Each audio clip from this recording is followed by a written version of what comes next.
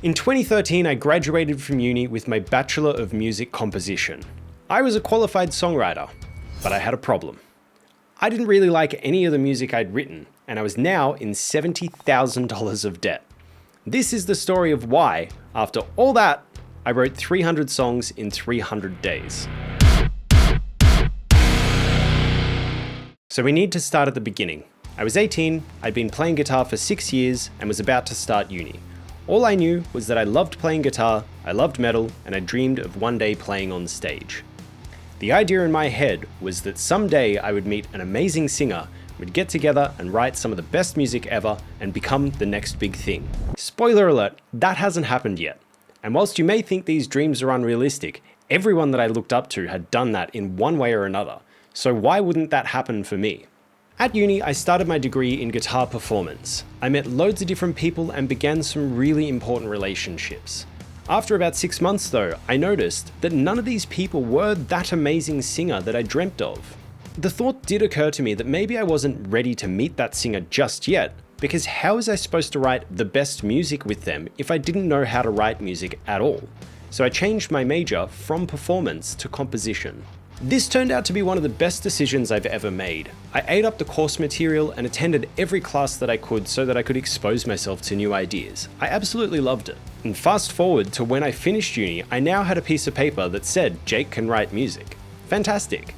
But this was a really strange situation. Not only had I not yet met that singer that I thought would solve all of my issues, but I was also a qualified songwriter, whatever that means. At this stage, most of the music I'd written was for assignments to show that I understood the lessons that were being taught. And sure, I was proud of some of my efforts, but most of the music I'd written was not good. Over the next couple of years, I did some traveling and tried to figure out how to make a career out of my music. But I had this niggling problem. Every person I'd met, I'd tell them that I was a songwriter. Inevitably, people would ask me to show them my music, and I would have to tell them that I just don't have any good music yet. Thinking about it now, it seems totally insane. I didn't notice, but I was following the age-old rule of fake it till you make it. And it worked fine by me for a while, but it was a problem. Eventually, I realized that this problem was not going to go away by itself. And if I was waiting for this perfect singer to come into my life, how long would I actually have to wait? What if I met them and I wasn't ready, so they went with someone else? And what if I never actually met them? What would I do then? When thinking about how to solve these problems, my mind kept going back to uni, where we would have extensive discussions about creativity and improving creative output. Throughout different classes in uni, we discussed different concepts and books like The Gap by Ira Glass, Outliers by Malcolm Gladwell, or The War of Art by Steven Pressfield. We also discussed how professionals like Elton John wrote Tiny Dancer in 20 minutes, and if he can't write a good song in 45 minutes, he just throws it out. I also remember a discussion about the Beatles. The story goes that George Harrison didn't get much attention as a songwriter until later because Lennon and McCartney had already written their 300 shit songs, so George needed some time to catch up. Is this story true? I have no idea. I couldn't find a book or video that has this information.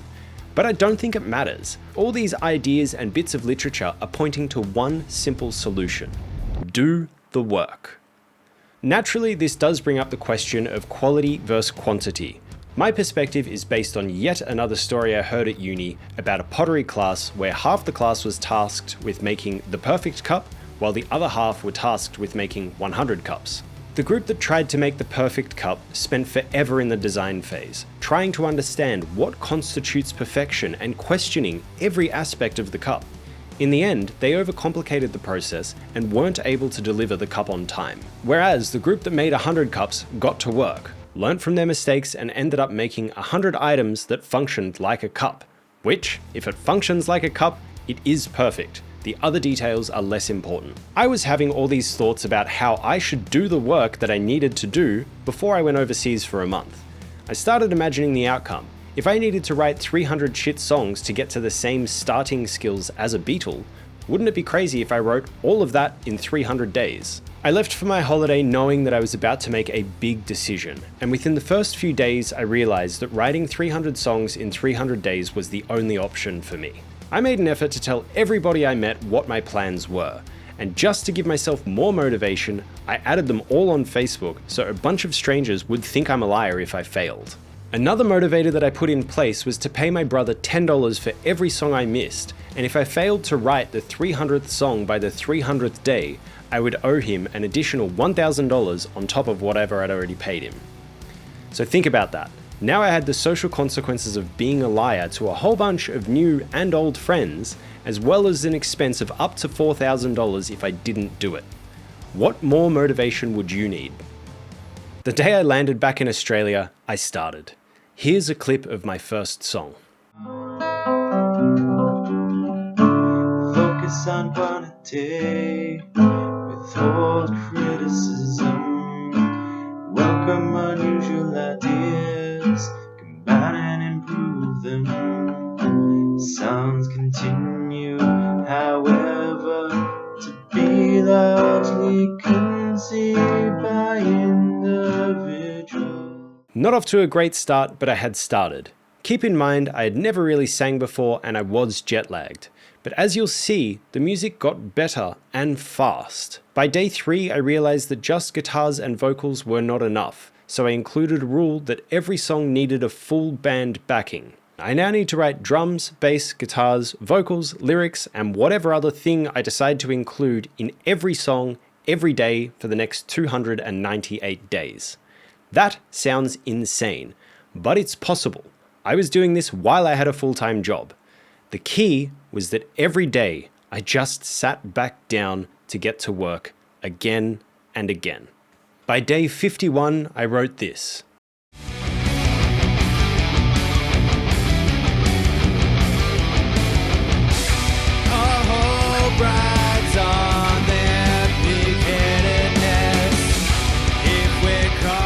This was less than 2 months into the challenge, and I'm making something that sounds like music. Around the halfway mark, I was able to start doing some things that were kinda insane compared to where I started. Here's some examples.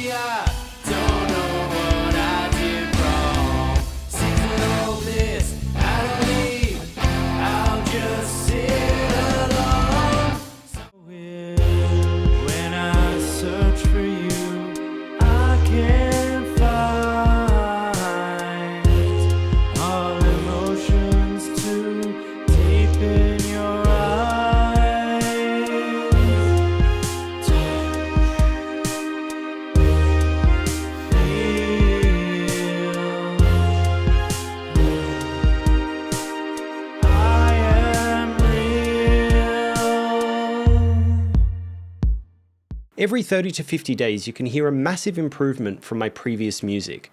Not only were the melodies and chord progressions better, but the productions, performances, lyrics, and energetic flow would improve as well. It's also worth noting that because I had so many songs at my disposal, it allowed me to be really experimental. Like the day I tried to make a 3-part Disney song with a father, daughter, and love interest. And man, was my voice not ready for that. It's as if she's resenting me. I hope that one day she will side with me. Why can't she see I always want the best for her? Don't lose hope, I'll find you. We will be one. There was a day where I did an a cappella song. What is right? Have we lost our minds? Are we just making strife? Like a dying star, tonight we're blind. Or the day that I did a song that just keeps getting faster and faster until it climaxes. This is the time of year that it begins. My unholy the walls are closing in. I feel insane again. I need some air. I'll kill these people. My intention going into this challenge was to grind it out, try to improve, and don't judge myself. Fortunately, my intention matched my experience.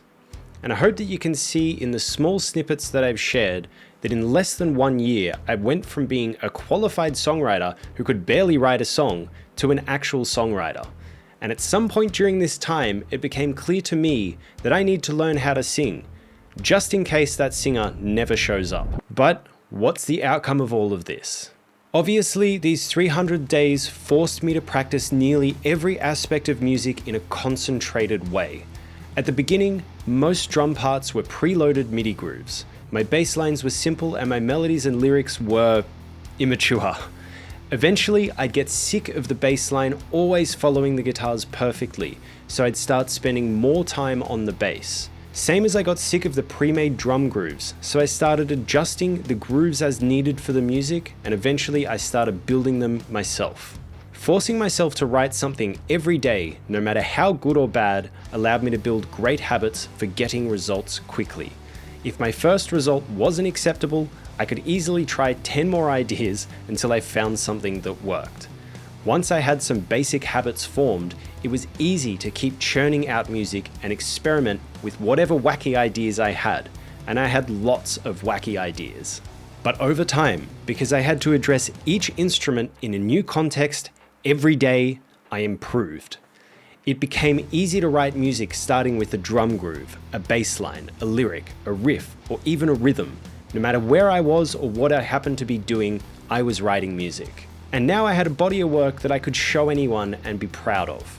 And don't get me wrong, there were loads of shit songs right up until the end, and I still write shit songs.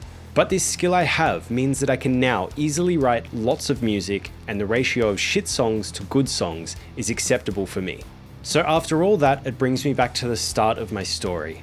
Every time I've waited for someone else to notice me or to help me or to guide me, I've waited longer than I cared to wait and ended up having to do the work myself anyway.